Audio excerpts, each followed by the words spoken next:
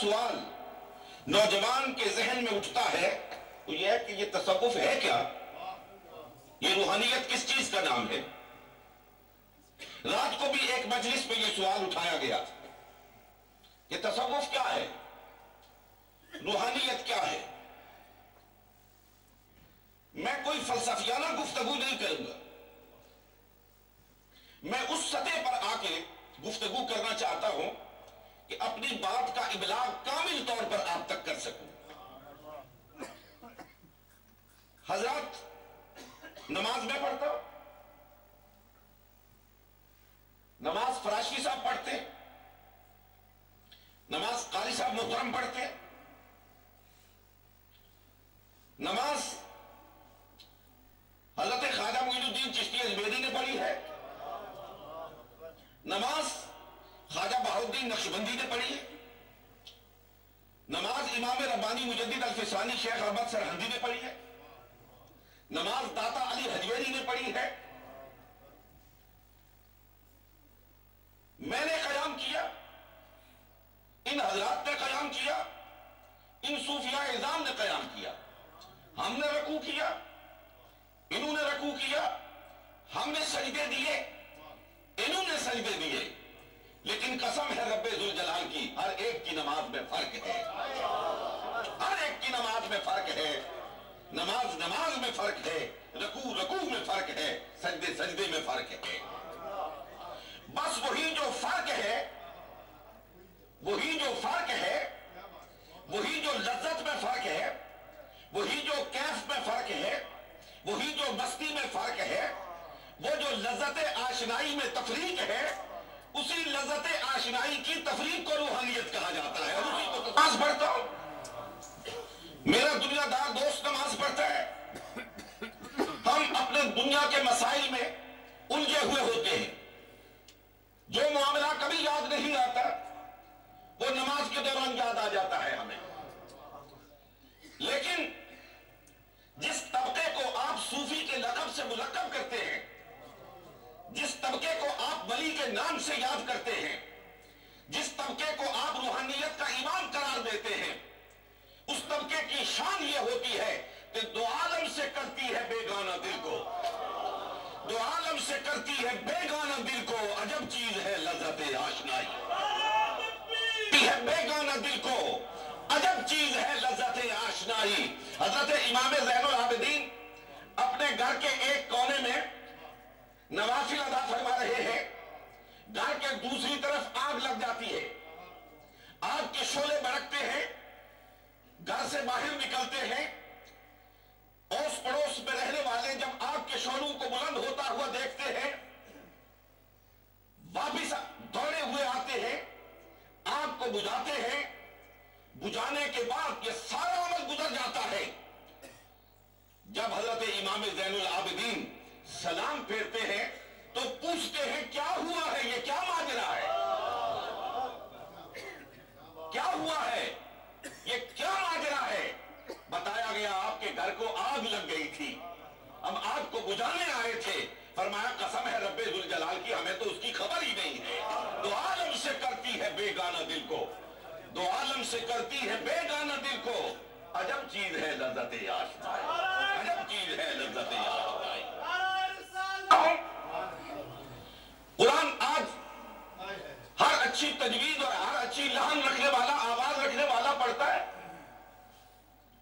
قرآن میں نے پڑھا ہے، قرآن آج کے قاری نے پڑھا ہے، لیکن قرآن صدیق اکبر نے بھی پڑھا ہے، قرآن صدیق اکبر نے بھی پڑھا ہے۔ حضرت سیدنا صدیق اکبر دشمنان اسلام کے ستانے سے مکے کو خیر آباد کہتے ہیں، مکے کو چھوڑ دیتے، اپنا گھر چھوڑ دیتے، مکے سے باہر جا رہے ہیں، ہجرت کرنے پر مجبور ہو جاتے ہیں، آگے سے ابن الدغنہ آ رہا، اس کو ابن الدغنہ بھی لکھا گیا ہے، ابن الدغنہ بھی لکھا گیا ہے، دونوں نام آتے ہیں۔ دیکھا ابو بکر کہاں جا رہے ہو؟ کہا مکے والے مجھے تنگ کرتے ہیں، پریشان کرتے ہیں، میں مکے کو چھوڑ کے جا رہا ہوں۔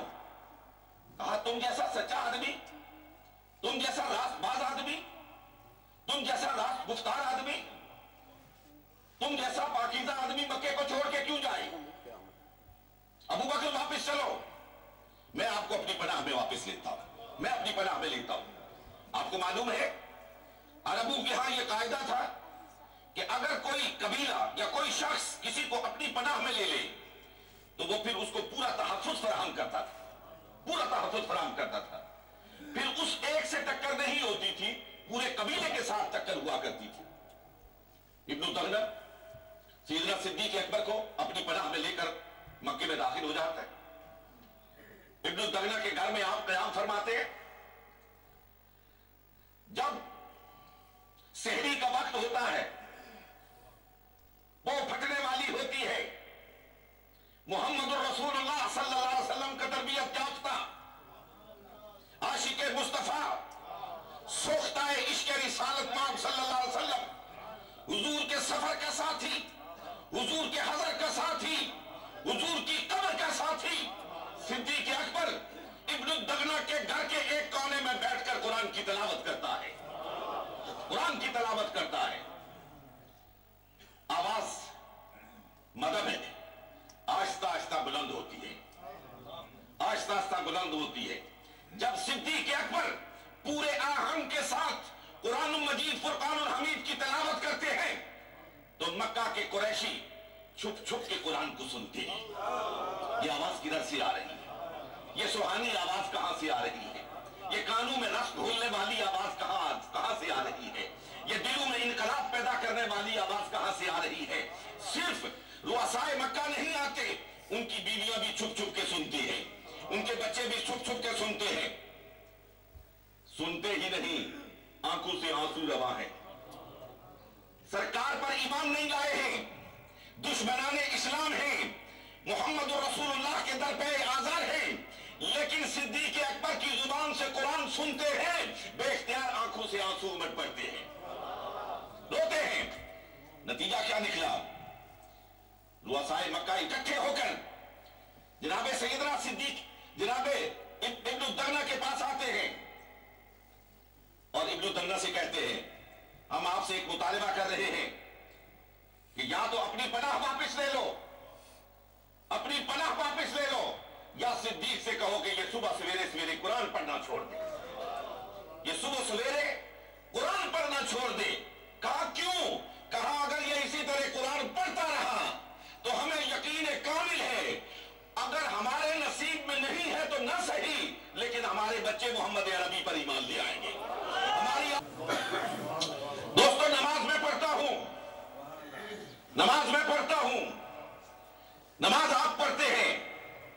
आज सफों की सफे खड़ी होती है, मसाजिद भरी होती है, बिलाशुबा उसमें कई अहलुल्लाह होते हैं, कई ऐसे होते हैं जिनकी सदाएं यहां से उठती है, हवाओं से गुजरती हुई, आसमानों से गुजरती हुई अर्श उलाके के नूरों से टकराती है।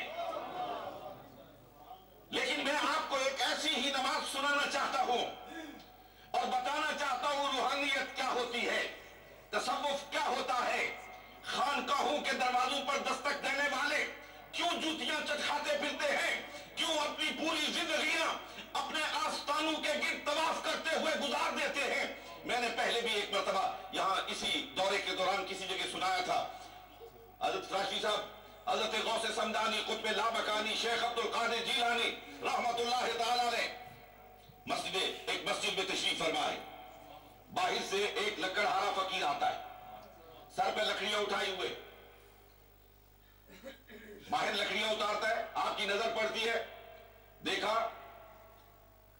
ज़हन में ख्याल आया कि कोई फकीर है, लकड़ियां काट के लाया है, बेचेगा, अपनी रोजी का इंतजाम करेगा। फकीर लकड़ियां बाहर रख के अंदर आता है। जब वजू करना शुरू किया, हजरत शेख ने उसके आदाबे वजू को देखा।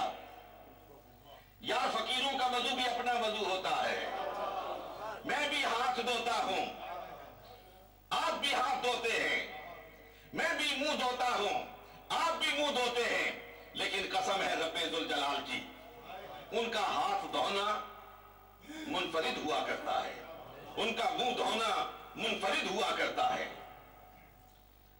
जब उनको आदाबे वजू करते हुए देखा तो आपको کو محسوس ہوا کہ یہ کوئی عام لکڑہارا فقیر نہیں ہے۔